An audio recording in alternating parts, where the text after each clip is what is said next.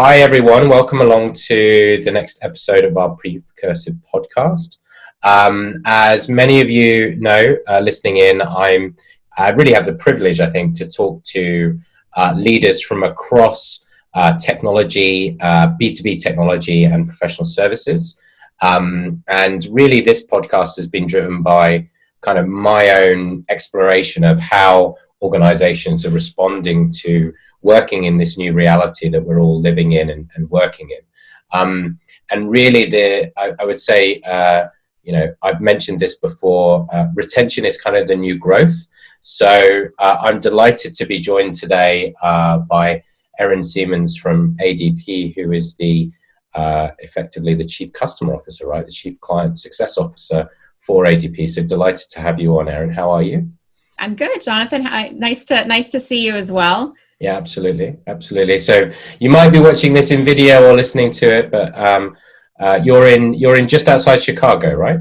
I am. Yeah, I'm somewhere between Chicago and Wisconsin in the northwest suburbs. All right, wonderful. Well, I'm in the southeast suburbs of London, so cold and grey here. What's the Chicago weather doing today? It's also cold and grey. Is it the Windy City? Have I got that right? Yeah, definitely. Correct. You see, all children of the 80s, which I am, grew up on ER with George Clooney, I think in the 90s. So everyone has some form of connection to Chicago, which I think That's right. Yeah. So listen, thank you for coming on. Just maybe to start with, let's just get a bit of an introduction to yourself and your role at ADP. But maybe let's start with ADP. For those that don't know, what do ADP do? So ADP is a human capital management technology provider. We provide services across the hire to retire spectrum for employers of all sizes. So we have our small to medium business segment all the way up to our multinational corporation segment. We cover everything from recruitment, talent management, payroll, benefits, on and on. So it really is a very complex set of offerings across multiple business segments. And that is what ADP does. Okay, wonderful. And tell us a bit about what's the scope of your role now then? So my role currently, I've actually been with ADP for 13 years. I spent the first 7 years in our small to medium business segment, and now I am the last 6 years in our upmarket MNC business. Mm-hmm. So began managing a P&L, covering everything from onboarding through client support to account management. And then just in the last 2 years, helped to set up and create a customer success organization. And now my official title is Senior Vice President of Client Success Management in our upmarket business segment. All right, wonderful. So apologies if I misspoke on job titles, but no, that's all right. I'll take the promotion. It's a hint to the CEO of ADP if he's listening, or he or she. Sorry. So you know, a lot of the conversations and the people that we have on, we kind of start with, you know, this new remote environment that everyone is working in. What were, you know, given the size of your organization, I think you've got nearly 200 people now in client success, right? So making that transition into this new remote reality, talk us through a little bit about some of the things that you had to navigate for your organization. All right. Yeah. So, essentially, I think we all had that moment where we were told we needed to leave the office and work from home for some undesignated period of time. And I don't think any of us could have imagined that we'd be sitting here in October still doing the same thing that we were doing the morning of March 13th, because that was really for us when it all started. And when I woke up that morning, I think a lot of us across all the different industries out there had this thought, like, what is my team going to do? How are we going to be successful now that obviously things have changed, whether it's for the next 4 weeks or some unknown designated amount of time. And for my team, we're all mostly distributed anyways. We're in offices all over the country, but at least we were teams that all worked together. And we also were very field-based. So we were traveling out to see clients, and we did know that our most successful client engagements were generally our face-to-face engagements. And then we lived off of that for a number of months until we could get back in front of clients again. So when that morning I woke up, it was really surreal, and I had to stop and think, how are we going to continue to add value as a customer success organization who can't be with their customers? And so there were a few things we did. Like, first, right off the bat, like, what are our customers going to need as we kind of go into this crisis mode? And what skills do we have on the team that we can lend to other teams. And so we literally went and did a skill assessment across our team members. Our teams come from sales, implementation, support, account management, other organizations. And we provided that skill assessment to the rest of the organization to say, use our people. Like if we're not going to be in the field, if we're going to have time on our hands, we want our people to be busy and adding value to the organization. But then we had another surprise in that our people actually did not have a lot of time on their hands. And so there then became this this constant information flow flying at our people. We had clients demanding to understand how new legislation that was being rolled out would be supported through ADP. And my people became advisors on things that were not their core specialty. So no longer were they just advising on human capital management. Now they were being asked to interpret IRS tax law and help clients understand how to bring the relief programs that were available to them to their businesses so that they could keep people employed. And that level of collaboration that was required across now a team that was already distributed allowed us to leverage technology that, frankly, we were kind of coincidentally and I think grateful to be rolling out at the same time, because we rolled out WebEx Teams to the organization, I think just maybe 2 or 3 weeks before we went out on this remote working setting. Yeah. So we created spaces that were, first of all, available to everybody on the customer success team. So now my entire team, who generally would talk to each other over email or maybe opportunistically over our previous chat app, now they were all in one space together, and it gave them the opportunity to connect with people that they previously didn't connect with, and to start drawing on each other's knowledge and each other's understanding of the situation. So I've now got a space, and really almost from day one, we had a space where all 200 of the customer success organization associates were together and could start talking to each other. And that was funny to see, because then you had some people that were starting to share memes and funny things and funny stories about the experience of what they were going through as they were now transitioning to remote home and remote schooling. And you had people that were there for just the business. And we actually had complaints for people that were there to get questions answered, having to curate through all these memes and funny stories that I think were also necessary for the team to kind of cope. So we created a separate space called Just for Fun. And so then that space became just where the fun stuff was shared. The business stuff was shared here. And then we started to see that we needed expertise to come into that collaboration space. Our CSEs were not able to answer questions that were specific to maybe the CARES legislation. So we identified other members of the organization who could become part of the space, and we created yet another collaboration space where that collaboration space was called the COVID-19 space. And that was where all of the experts in the customer success organization came together to ask specific questions in support of our customers. So our collaboration technology became even more important than it had been before. We also began to start using video conferencing like we never had before. And now people that previously had only communicated on the phone or maybe sat quietly listening to each other on teleconferences were looking at each other face to face. And so ironically, my team has responded to this in such a way that they are now more connected than they ever had been before, which is really hard to believe. We've all gone remote, and yet we are now so much more connected to people that we previously maybe never would have seen or met face to face before. True. Yep. And we've all discovered the wonders of getting plants in the backgrounds of our but they're also good for the food for the soul, you see, food for the soul. So that is a nice plant that you've got there. Might need a little bit of water, potentially. You think it's looking droopy? Exactly, yeah. That might be the look, though. You can never judge with plants, I've learned these days. That's right. Well, I mean, it's interesting that you speak to a couple of things there, which is kind of like building actually better connections with staff as a result of this remote environment.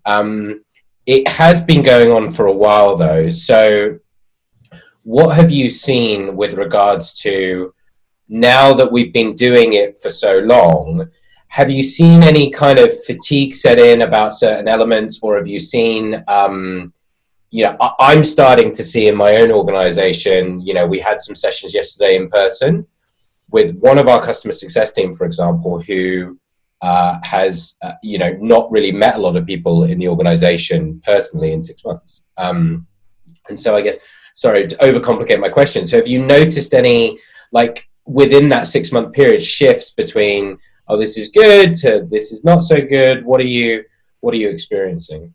I think it's more, it goes in waves. I think people will start to really get that cabin fever. They really need to get out of the house. And so some of the things we have done in our local environments is provide an opportunity to connect in person around an event. So of course, with all of the civil unrest going on and the opportunity to show up as an organization in support of social justice, we have developed some volunteer events around the country. And so here locally in Chicago, we brought a lot of associates together in the suburbs of South Chicago to clean a park.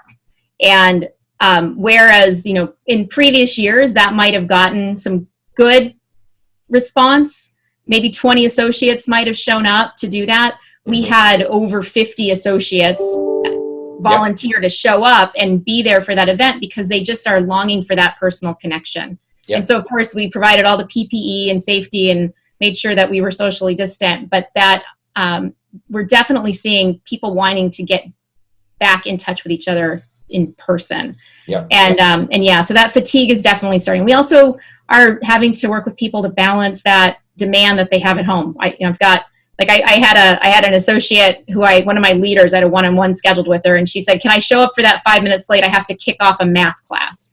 So we're having to make sure we adjust to those personal needs. But I think the silver lining in that is that as leaders, we're all having to understand that this has always been the case. We've always had to figure out how to balance work and life. And we're going through now the biggest work-life integration experiment across multiple industries that we've ever had. And I think leaders are having to understand that you need to show that vulnerability to your team so that they understand that it's okay to be vulnerable as well. And if we're going to retain employees through this time, and if we're going to keep a culture that is a positive culture, we have to adapt, and we have to understand that people's lives are more than just the time they spend in front of their computers, and make those adjustments.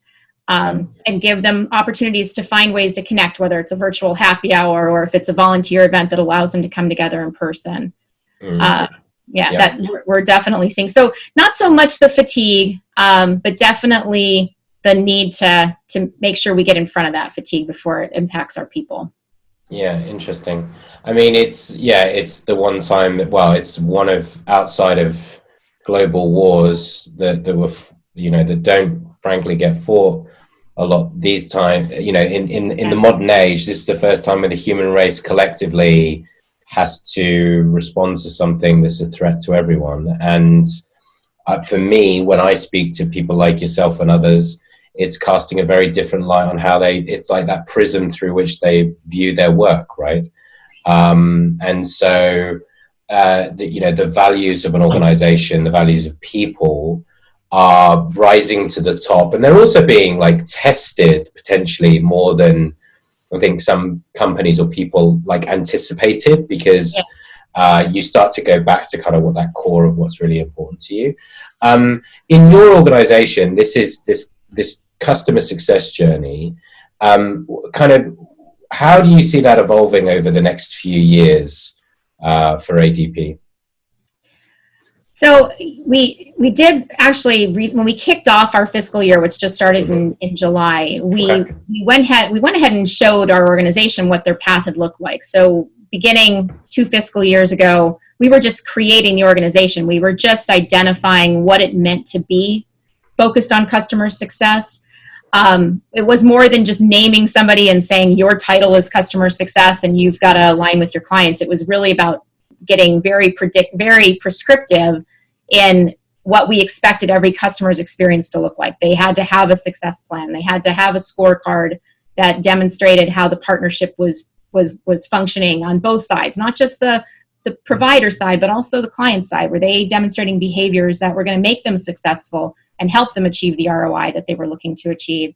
Yep. And so we started out just in this launch mode. And in that launch mode, we just measured activity. Are you developing success plans? Are you having the account reviews with your client? Are you doing the kinds of things we expect? To now, couple years later now, kicking off this next fiscal year, we're looking now for outcomes. We're looking now to show the impact. And so we said, FY18 was our launch. FY19 was our optimize year and our tool year, and bringing technology to help us actually operationalize what we were trying to accomplish. And now FY21, I think I skipped a year, FY19, 19, 20, 21. Now fiscal year 21 is about amplifying our impact. Because now that we have this organization of almost 200 people, we have to demonstrate that there's a reason for that investment, that there's a result we're going to provide. And it's all very feel good, and we get great stories from our clients about the experience of having this person dedicated to their success. But if we can't show that we are making an impact on the organization and we're making an impact on the client base through increased retention, through increased advocacy, through expansion of the revenue base that we're supporting, then people are going to start to question what is the purpose? Why are we spending the money on these resources? So this fiscal year is going to be about amplifying that impact. And I tell my team, this will probably be our focus for every year after that now, is understanding how do we better drive that impact? How do we get even more efficient in it? How do we leverage technology so that we're constantly engaging clients, constantly driving adoption, constantly finding ways to solve additional business problems beyond the problems that we're already solving for them. Right. Okay. Yeah. I mean, anyone who's listening who doesn't fully appreciate or buy into the importance of customer success, I think, speaking on behalf of myself, I come from a sales background. So I worked at a business that was purchased by Gartner in sales. And what we saw over a 15-year period was sales cycles extending, right? Customers more empowered with information, doing a lot more of the learning on their own, keeping vendors at arm's length. And so, there's various research and data around on, cost of sale, and it costs you X amount more to win business, to retain business. That's just if you don't believe that that's fact, that is fact, right? So I think companies tuning into that idea of, okay, well, if it's going to cost us 6 times more to win this $100,000 contract, and probably we should actually kind of nurture it and look to retain it. But anyway, that's just my perspective. Now, given that you're a very large organization and you've introduced this, and you're really I would say operationalizing, modernizing, and developing this customer success organization and strategy, we were talking about some of the things that you've recently just launched. So tell us a little bit about how you're now looking to take it forward in terms of how people are measured, because in a very large organization, that's very important.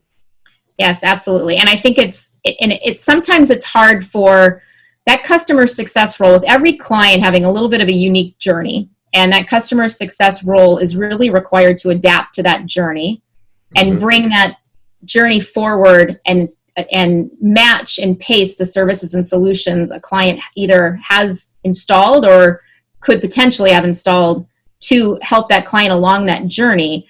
Sometimes it's hard to help a client success executive, what we call our roles, to understand what does good look like, because it really is as much art as it is science when you talk about a customer success professional and how they engage with their customers and how they drive success. And so one of the things that our team has really been clamoring for is, help me understand, how do I get recognized? How do I achieve that next level in the rung of promotions? Yep. And like I said, it's art and it's science. And so I'm pretty proud of my team. They spent a year and a half really analyzing this, really understanding the behaviors that made a successful customer success professional. What learning a customer success professional would need to pursue and complete in order to really demonstrate that they were building on a skill set that was going to make them even more successful. And then what results did they need to deliver in order to demonstrate that success and demonstrate that they were having the impact on the business that we need our CSEs to have. And they've built it now together in an analysis model where by associate, by customer success executive, a leader can provide ratings along these different dimensions and then help us calibrate our team and identify those that are really ready for promotion and those that are ready for, maybe it's just an off-cycle increase, but some sort of recognition to demonstrate to them that they are doing what good looks like. And that will also help us to see, we're very data focused, using this data where we might have opportunities in our team. Where do we have people that maybe are struggling, that need additional coaching, that maybe need to be managed into a different kind of role? They're not the right fit. Because, as the customer success organization was building, we were all looking for different attributes of people, different characteristics, and we hired from different areas. We hired from sales, we hired from the support team, we hired from our implementation teams. And we're finding that people either develop the skills they need to be successful in this role, or they find that it's not the right fit for them. Was it the corporate executive board that you were working with before, Jonathan? It was. So, the company which had the 3 most corporate words combined into one company name. Yes. Because my focus and my 25 years of IT has always been on customer experience. I've been really tight. I actually brought the corporate executive board's content. I can't remember what it was called, but it was all about the effortless experience. I actually brought them to ADP in a role I was in our SMB space. Yep. And I also followed along as our sales organization was looking at the challenger profile and starting to hire for challenger profiles. And I translated that to our account management space. And so as I talk about what makes a strong customer success manager, a customer success professional, that challenger skill set is a really core skill set that I still continue to look for.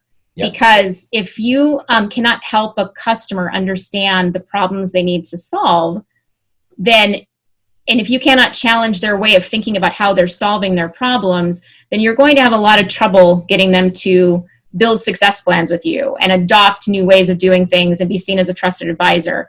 So when you said that, formerly, an organization that was recently bought by Gartner, I've been a huge fan of everything that they had done and followed along and took a lot of my learnings from that organization into my experience with ADP. Well, shout out to Matt Dixon, my old buddy from CEB days, who wrote both those books. I think that's it's very interesting you raised that. So let's explain maybe for folks who don't know. So CEB, or the Corporate Executive Board, as I said, with the most business speak 3 a.m. decision that was to come up with that business name back in the day. But they were conducting research into, really from a customer experience perspective and a customer services perspective, what is it across B2B markets that really customers value? And to summarize it, the word effortless is a great word, because it's based. A lot of companies think about, like, we don't want to be difficult to buy from. And part of it in customer success, client success, is we don't want to be difficult to work with, right? Right. Because we want to be able to deliver a range of value to our clients over time, which evolves.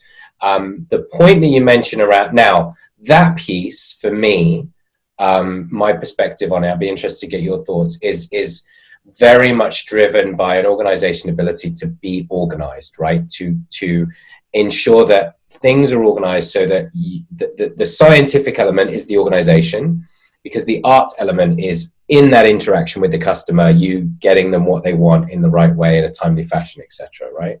Mm-hmm. Would that be a fair description? And I think it's also, so one of the things that I really appreciated in my studies of the effortless experience was just even the way the messaging, the translation impacts the way a client feels about the experience. And so when I think about what makes a strong customer success professional, a strong client success executive on our team, it's that ability to translate in a way that's appropriate to your audience, and not make it seem hard, not make it seem difficult. So our CSCs, because the offerings we have are so complex, we have clients that are doing business with us on a global scale and have multiple solutions that may exist outside of the business unit that my team even works within. And so they have to navigate, my team has to navigate a complex organization on behalf of their client. And before the existence of this individual that was aligned to this client account, those clients were left to do that on their own. And that complexity of having to figure out, well, I have a challenge going on with my payroll in Brazil. Who do I talk to about that? Or I'm trying to work with a talent management solution that's supported within the national accounts business unit. who do I talk to about that?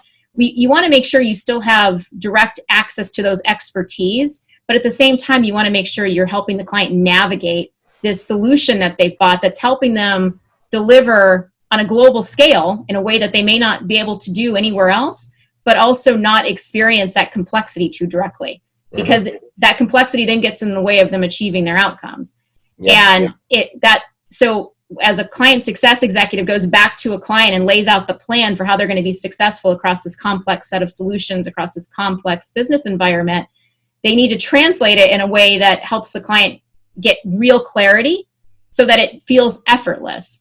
And then they have to go back and advocate into those different business units on behalf of the client. So if the client's finding things to be difficult, it's important that the client success executive is able to understand the client's business objectives, business needs, and business environment that's creating that difficulty, and then make that case for their client within the business unit to make adjustments that may be needed to the service model, to the technology, if there's enhancements required, if we have to elevate defect prioritization. This ability to communicate and translate and advocate is just huge on behalf of the client success executive. And they can make it seem really difficult in the way they communicate it to the client, or they can make it seem effortless because they're taking the burden off of the client's plate. Yeah.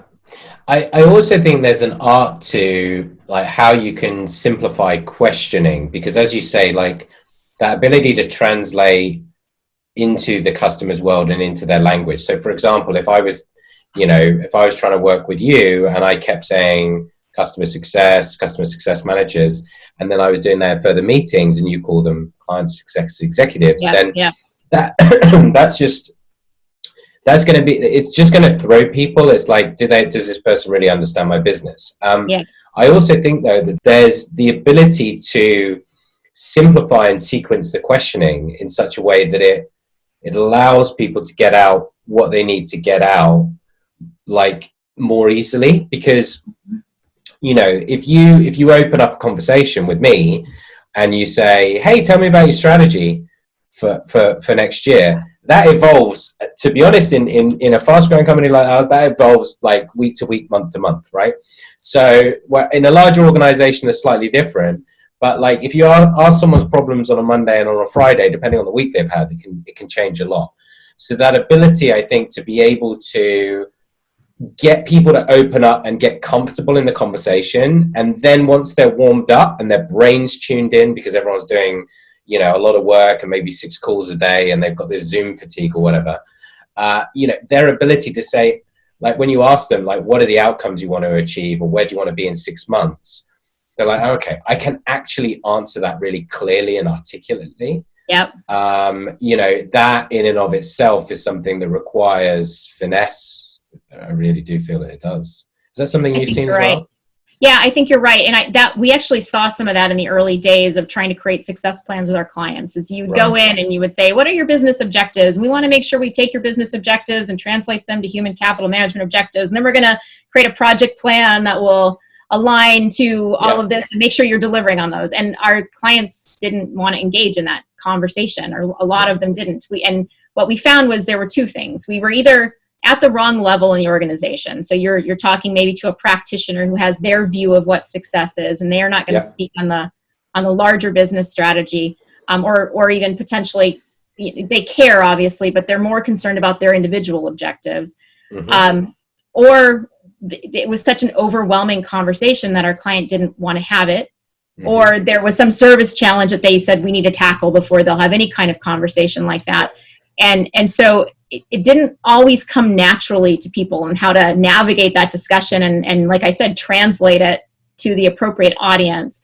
And so we actually created discussion guides for our client success executives to use to do exactly what you just said, to make the conversation occur more naturally and evolve over time. And sometimes we would share those discussion guides up front with the client. So they understood what it was we were trying to ultimately get to. And it was an interview, almost an interview format. So if you would do the upfront work of just answering these interview questions, when I come into the discussion, the outcome is going to be, we have a success plan that's going to help to ensure we all stay on track with what you're trying to accomplish. Mm-hmm. So anything we could do to make that conversation easier, do more of the preparation up front, make sure the person that we were coming to talk to understood what we were looking for, and didn't overwhelm them in one discussion where we thought we were going to just have everybody kind of just throw up everything we needed to build into a success plan. The other piece of it is you're not generally going to get those answers in the upmarket, in the MNC and enterprise space from one person. Everyone's going to have different opinions of what it is that they define as success. And so this is an important skill set that the team has to have, but it's also important to have a way to track this and keep an understanding of it. And that's what does the organization's people ecosystem look like? Who are your decision makers? Who are your influencers? Who are your end users that are going to also influence the decision and that you have to keep happy? And who do you need to involve in that discussion? And then when you have all of that information, how do you bring it back together and synthesize it into something that you can show the client that your kind of key decision maker that will demonstrate that I really get your business. I really get what you're trying to accomplish. I really understand why you've partnered with us. And here's how I'm going to help you ensure that partnership is fruitful. And so I think all of those things come together to help make that conversation not so overwhelming, but also understand that you don't have one person that's going to have all the answers. You've got to navigate and curate that information. Because given what you guys offer, I would imagine the client success managers can work across, certainly at certain stages, like multiple industries, right? Oh, absolutely. Absolutely. And it's difficult for people to pivot between like, oh, I'm talking with a manufacturing company one day, telecoms the next. I mean, so I think that guidance, those guide rails is important. What do you try and, so like you're a senior executive, right? So you're a senior executive. So if you're, what kind of guidance in these conversation guides do you give? What kind of guidance do you give around the preparation for that conversation with the senior executive? What sort of stuff do you try and coach your leadership and then in turn the team on there, if you don't mind? So many of our companies are publicly traded. So public information, reading a client's financial statements, understanding a client's industry. We've built obviously into some industry specific guidance. So to try and educate our teams, we don't have true verticalization set up yet. That's something we actually have as a goal for the future. So starting to actually try to ensure that a client success individual who has manufacturing companies in their book has mostly manufacturing companies in their book. And so until we have that built structurally, we're really working to make sure that our team has that more informationally and that they have resources and SMEs that they can tap for information about a specific industry.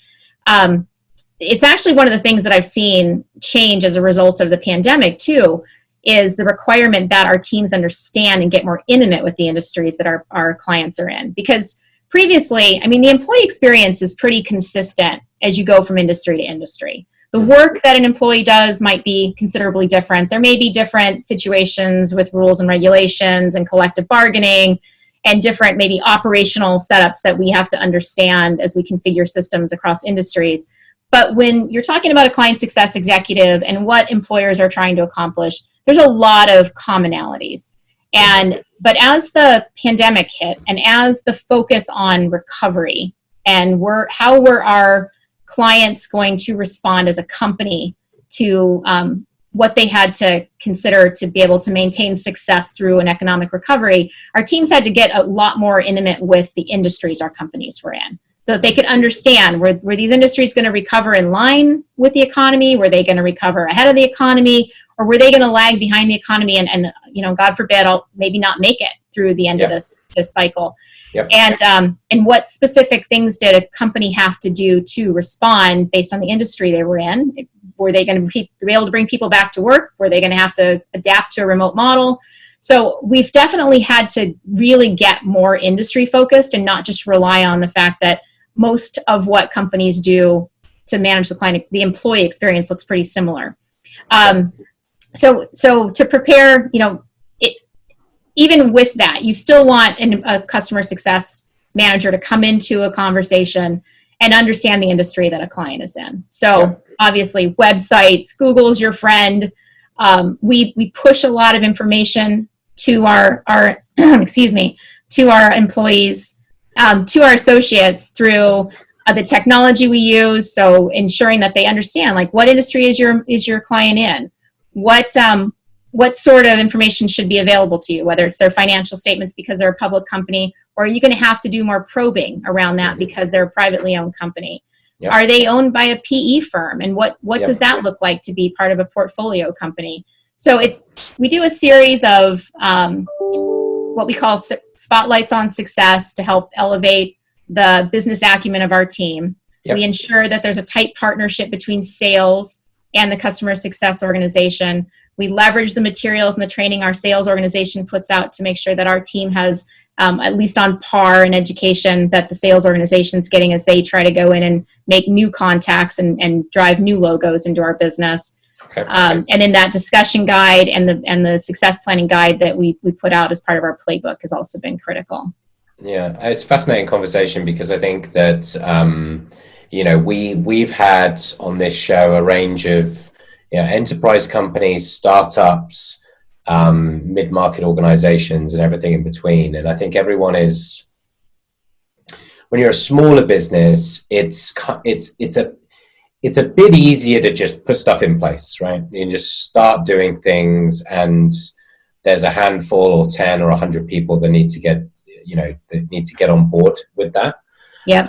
But when you get into enterprise, I mean, having worked in a company that was, several thousand employees by the end, you sort of, I haven't lost sight of the fact of, like, it's kind of like how you turn a battleship, right? Like, it is not just a case, like, you talk in yearly cycles, whereas, us as a fast growing startup, we're working on, monthly sprints kind of thing, right? And so I think it's fascinating to hear, like, how it's just that sequencing, right, of, I think there's this, it's like, don't boil the ocean, don't try and solve world peace overnight. Let's start here, get this done, move to this, because this is really like a long-term game, right, that you've got to get good at and build capability at over time. Yeah. If you were to kind of look back on that experience, like over the last, so this is like year 3 of this? Yep. Okay. So if you were to look back, so final question as we wrap up, right? If you were to look back and Doc Brown invents you a time machine and you can go back to 1985, well, you can go back to 3 years ago, right? And tell yourself something that you didn't know then that you know now about what's going to happen over that period of time. What kind of guidance would you give yourself on that journey of driving this type of change in such a large organization? That's a great question. And I remember I was asked that question when I was presenting I was actually presenting at a conference on building out this organization and what would we have done differently as we came through our first year. And now I'm coming out of our 3rd year, and what would I do differently? I guess I'm so incredibly proud of the progress we've made, and knowing how difficult it is to turn that battleship. There isn't any one thing that I would specifically say I would do differently, because I think I've done a really good job. I'm going to pat myself on the back while complimenting the leadership team that I have that works for me. Yeah. Because as I look back, like we rolled out our customer success management system in December. And so now we're 10 months in of having a system that required us to drive adoption across 200 customer success executives, and also roll out to 700 partners in our sales, implementation, service, and product support teams. Right. And when somebody was showing me a slide and it said the December launch of our tool, and I said, well, wait a minute, is that right? Have we only had the tool in place for, at the time it was September, so 9 months? Yep. And they said, yeah. And I said, that's amazing, because I feel like it's always been with us. So I think instead of saying what I would do different, I'll say what I think is probably key. If you're embarking on this journey as an established organization, creating a customer success organization, one of the most important things you're going to need to do is get that leadership team in place underneath you. And then you're going to have to spend the time investing in the vision and making sure that you all have you're all bought in and invested into the vision. And so we did a lot of education up front on what is customer success, what does that look like. And I've been fortunate enough over these years to have retained most of the leadership team that was with me when we built this organization. And we've seen our employee engagement go up over these years. It started out, I mean, anytime you have that change, you hit that valley of despair. Our employee engagement started out pretty challenged as a new organization and has climbed back up now to really tremendous results, because we've spent the time making sure we didn't boil the ocean. We've spent the time accepting that change was going to be somewhat incremental in the beginning. And maybe because we kept our expectations in line, we aren't looking back and saying there's something that we would have done tremendously differently. And as we now look back, we're a little bit surprised and frankly pleased with ourselves and with the results we've been able to provide, because we kept those expectations in line, because we made sure that change we rolled out was fairly incremental, and because we accepted in the beginning there was going to be a bit of a lull in results and we would climb back up in the terms of employee engagement. And rolling out this and looking for those results to actually have impacts on our lagging indicators like NPS and retention, where we're also seeing the big improvements. So I'm pretty pleased with what the team's done. I'm really proud of the team, and I don't know that there's anything really fundamental I would change about how we approached it. All right, good. Well, that's nice to hear. So shout out to Erin's team. Well done, everybody. But I think I'm gonna summarize that as patience. Erin. Yes, we call it patience, persistence, and leadership. We actually said up front those were the three things that were going to be required of our team. So I'm going to call that patience. And on that note, my son has come in, who has just lost lost his front tooth. That's happened on the Precursive podcast. That's a first. That's amazing. All right, let me see. All right, that's Frank. Hi, everybody. Hi, Frank. Well, I hope the tooth fairy comes to visit. Maybe. Is that a thing? All right. We will see. So on that note, there we go. That's amazing. I told you loads of stuff happened. Yes, what a wonderful surprise. Wonderful. Thanks for coming on, Erin. Do appreciate it. Thank you for having me. It was a great discussion, Jonathan. Take care. Thank you. Be well. Bye-bye. Bye-bye.